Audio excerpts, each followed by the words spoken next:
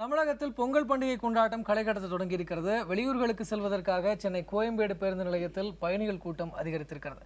இதேபோல கோயம்பேடு சந்தையில் பொங்கல் பொருட்கள் விற்பனையும் அதிகரித்திருக்கிறது. இது பற்றிய விரிவான தகவல்களை தருகிறார் நம்முடைய செய்தியாளர் கவிக்குயில் சரோஜினி. பொங்கல் பண்டிகையொட்டி மக்கள் வெளியூர்களுக்கு செல்வதற்காக மொத்தம் 12,624 சிறப்பு பேருந்துகளை இயக்க தமிழக அரசு ஏற்பாடுகளை செய்திருக்கின்றது.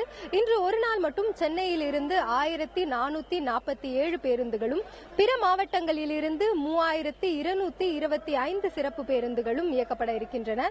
நாளை பொங்கல் பண்டிகை இருப்பதனையொட்டி இன்றுதான் பெரும்பாலான மக்கள் தங்களின் ஊர்களுக்கு செல்ல இருக்கின்றனர். இதனால் போக்குவரத்து நெரிசல் அதிக அளவில் ஏற்படுவதற்கான ஒரு வாய்ப்பு இருக்கின்றது. அதற்காக 300க்கும் மேற்பட்ட போக்குவரத்து காவல்துறையினர் இங்கே பணியில் ஈடுபட்டிருக்கின்றனர்.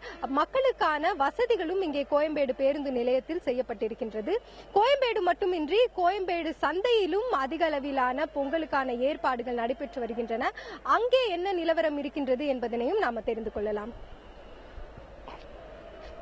கோயம்பேடு சந்தையிலும் பொங்கலுக்கான விற்பனை ரொம்ப கோலாகலமாக தொடங்கி தற்பொழுது நடைபெற்று வருகின்றது. இந்த பகுதியிலும் மக்கள் கூட்டம் அதிகமாகவே காணப்படுகின்றது.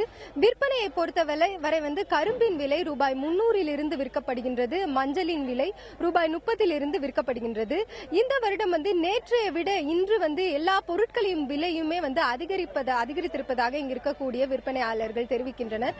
வரத்து மிகவும் குறைவாக இருப்பதனால் எல்லா பொருட்களுடைய விலையும் அதிகரித்திருக்கின்றது. குறிப்பாக கரும்பின் விலை 300 600 ரூபாய் வரைக்கும் விற்கப்படுகின்றது. நேற்று ரூபாய் 30 60 வரைக்கும் விற்கப்பட்ட மஞ்சளின் விலை இன்று ரூபாய் 100 வரை விற்கப்பட்டிருப்பதாக இங்கு இருக்கக்கூடிய விற்பனையாளர்கள் தெரிவிக்கின்றனர்.